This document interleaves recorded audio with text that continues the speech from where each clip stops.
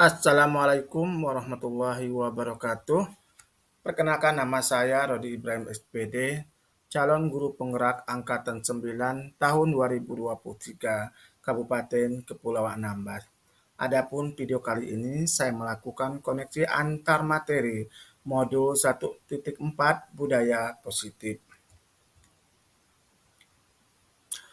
Adapun kesimpulan budaya positif di sekolah, kalau menurut saya, seorang pendidik harus memiliki pemikiran dalam menciptakan budaya positif di sekolah.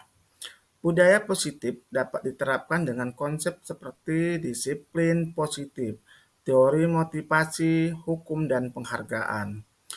Keyakinan kelas, kebutuhan dasar manusia, 5 posisi kontrol, dan segitiga restitusi dalam menyelesaikan masalah. Disiplin positif. Yang pertama, cara penerapan disiplin yang mengajarkan pada murid untuk jujur, bertanggung jawab, serta menumbuhkan kesadaran diri berdasarkan nilai-nilai pemikiran. Yang kedua, kesadaran murid untuk disiplin diri yang dapat mengendalikan diri dalam melakukan segala tindakan. Yang ketiga, dapat membuat murid memahami dan menyadari berdasarkan motivasi internal, bukan akibat paksaan, pujian, ataupun hukuman. Motivasi perilaku manusia ada 3. Yang pertama, menghindari dari ketidaknyamanan atau hukuman. Yang kedua, untuk mendapatkan penghargaan uh, atau hadiah dari orang lain. Yang ketiga, menjadi orang yang mereka inginkan dan menghargai diri mereka sendiri dengan nilai-nilai yang mereka percayai. Kita seorang guru atau pendidik harus memahami motivasi perilaku peserta didik. Yang pertama, menghindari dari ketidaknyamanan atau hukuman. Yang kedua, untuk mendapatkan penghargaan atau hadiah dari orang lain. Ini merupakan motivasi perilaku eksternal. Kemudian yang kedua, menjadi orang yang mereka inginkan dan menghargai diri mereka sendiri dengan nilai-nilai yang mereka percayai. Ini disebut dengan motivasi perilaku internal karena peserta didik itu melakukan segala kegiatan penuh dengan kesadaran dan keyakinan di dalam dirinya tanpa takut hukuman, tanpa memperoleh hadiah atau penghargaan. Yang itu disebut motivasi perilaku internal. Inilah yang wajib kita seorang guru menanamkan kepada peserta didik, yaitu motivasi perilaku internal. Selanjutnya, posisi kontrol seorang guru. Yang pertama sebagai penghukum, kedua pembuat merasa bersalah, yang ketiga teman, yang keempat pemantau, yang kelima manajer. Nah, dalam posisi kontrol ini, kita sebagai seorang guru itu harus memposisikan sebagai manajer. Karena sebagai manajer itu, guru berbuat sesuatu bersama dengan murid, mempersilahkan murid untuk berlaku jujur, mempertanggungjawabkan perilakunya, mendukung murid agar dapat menemukan solusi atas permasalahannya sendiri. Guru sebagai manajer telah memiliki keterampilan di posisi teman maupun sebagai pemantau. Dan dengan demikian, guru bisa jadi sewaktu-waktu kembali kepada kedua posisi tersebut bila diperlukan, yaitu sebagai teman dan pemantau. Nah, usahakan kita sebagai guru itu jangan menjadi posisi penghukum dan pembuat merasa bersalah. Itu bisa membuat ketidaknyamanan bagi peserta didik, dan bisa merusak mental dan perilaku peserta didik dengan memberi penghukuman atau membuat merasa bersalah. Nah, lebih baiknya kita sebagai seorang guru menjadi atau posisi sebagai manajer dalam menyelesaikan masalah-masalah yang dihadapi murid atau peserta didik di sekolah. Selanjutnya itu keyakinan sekolah atau kelas. Yang pertama, di sini kita sebagai guru berperan dalam terbentuknya keyakinan sekolah atau kelas dengan adanya kesepakatan antara guru dengan murid. Yang kedua, keyakinan sekolah atau kelas berupa pernyataan universal yang mudah diingat, dipahami, dan harus diterapkan dalam lingkungan sekolah, yaitu setiap warga sekolah, setiap murid, setiap guru wajib menjalankan keyakinan kelas yang telah dibuat bersama-sama.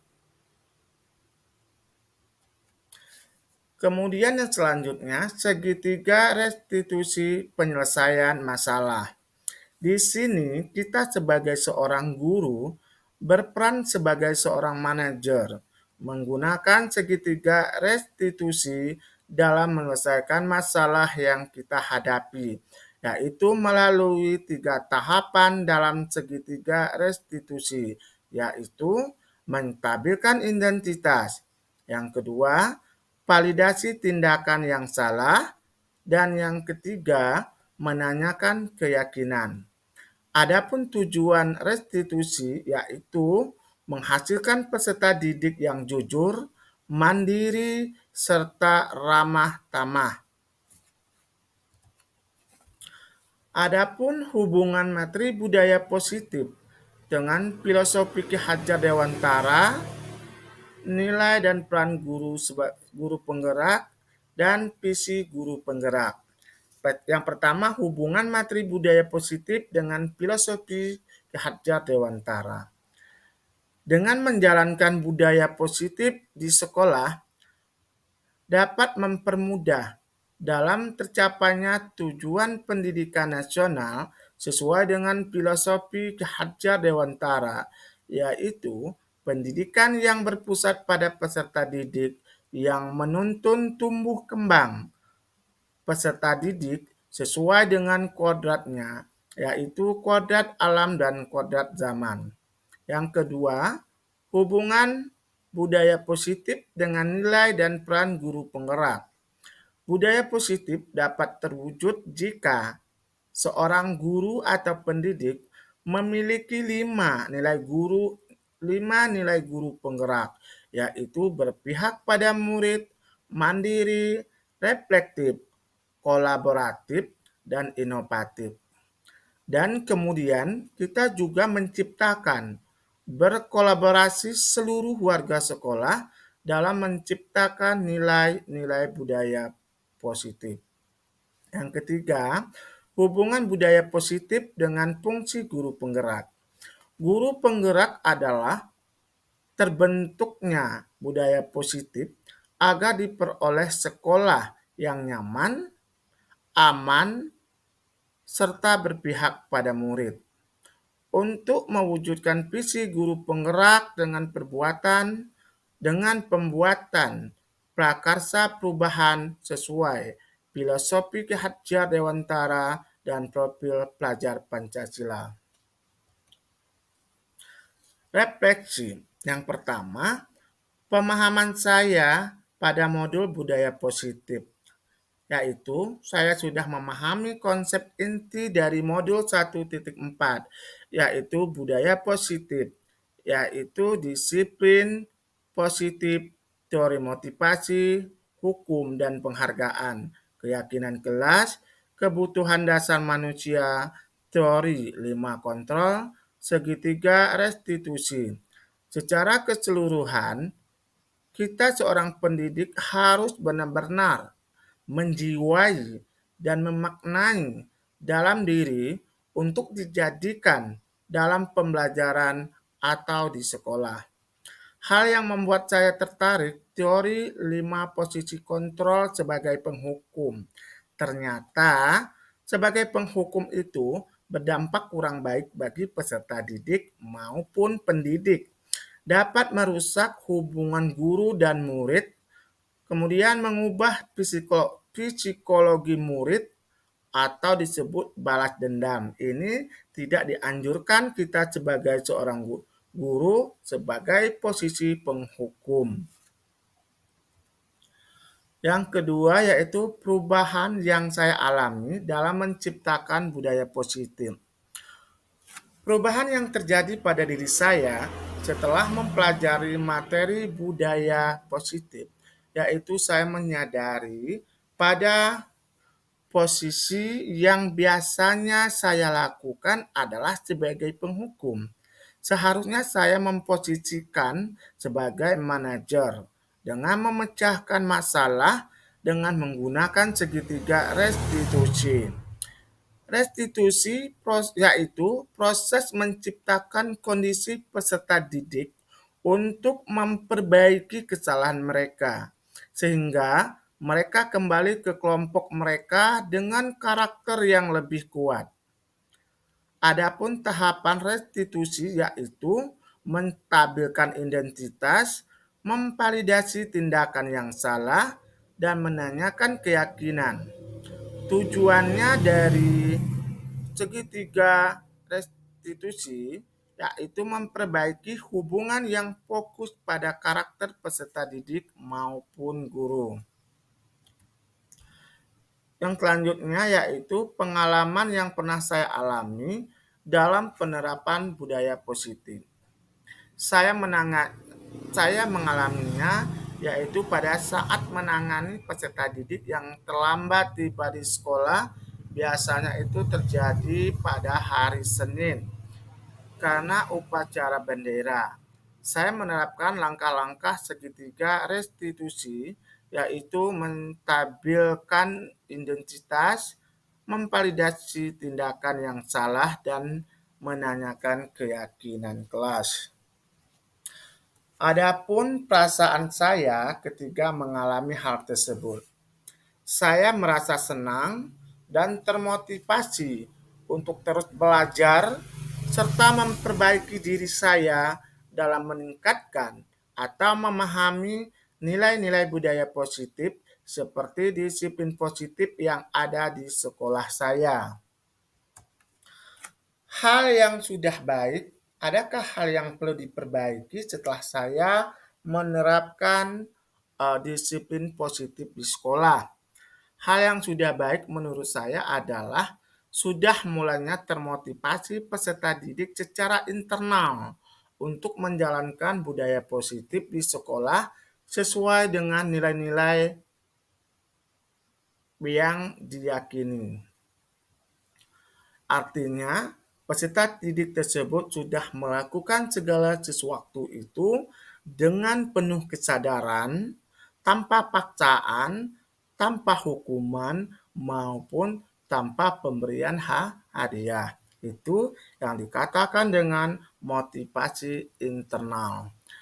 Hal yang perlu diperbaiki yaitu kalau menurut saya semua posisi guru itu harus sebagai manajer.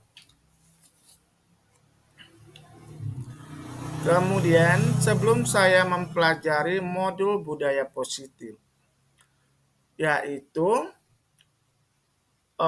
saya mempelajari modul 1.4 budaya positif di mana posisi saya sebagai penghukum.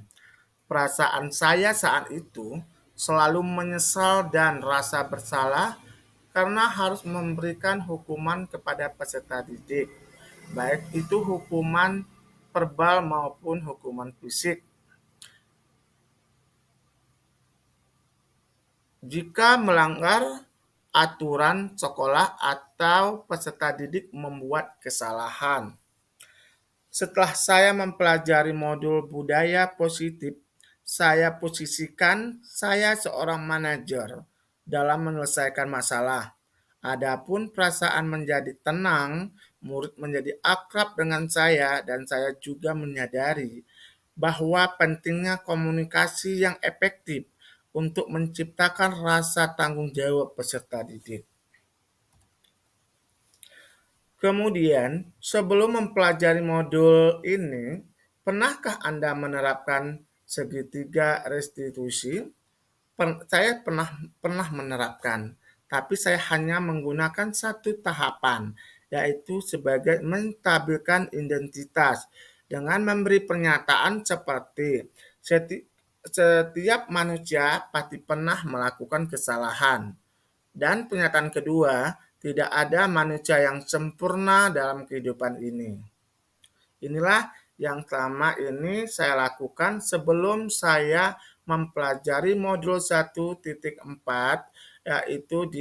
yaitu budaya positif. Hal yang penting dipelajari dalam proses menciptakan budaya positif baik lingkungan sekolah maupun di luar lingkungan sekolah. Kalau menurut saya yaitu saling menguatkan dan kolaborasi antara sekolah, baik itu komite sekolah, orang tua wali, kepolisian, TNI, dan masyarakat. Tujuannya agar budaya positif ini tidak hanya dilakukan di sekolah atau di kelas, tetapi harus berkesinambungan di lingkungan keluarga serta masyarakat supaya menjadi kebiasaan. Dimanapun kita berada, perlu menciptakan atau melaksanakan budaya positif dengan tujuan terbentuknya karakter profil pelajar Pancasila. Terima kasih yang video ini semoga bermanfaat bagi saya dan bagi kita semua. Dan saya akhiri wabillahi taufiq walhidayah. Wassalamualaikum warahmatullahi wabarakatuh.